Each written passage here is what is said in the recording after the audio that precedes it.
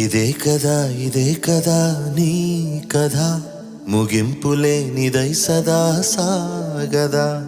ఇదే కదా నీ కథ ముగింపులే నిదై సదా సాగదా.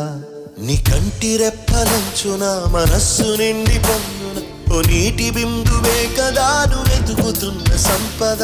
ఒక్కొక్క జ్ఞాపకానికి 100 ఏళ్ల ఆయువుందిగా, ఇంకెన్ని ముందు వేచెనో అవన్నీ వెతుకుతూ పదా. మనుష్యులందు నీ కథ మహర్షిలాగా సాగదా. మనుష్యులందు నీ కథ మహర్షిలాగా సాగదా.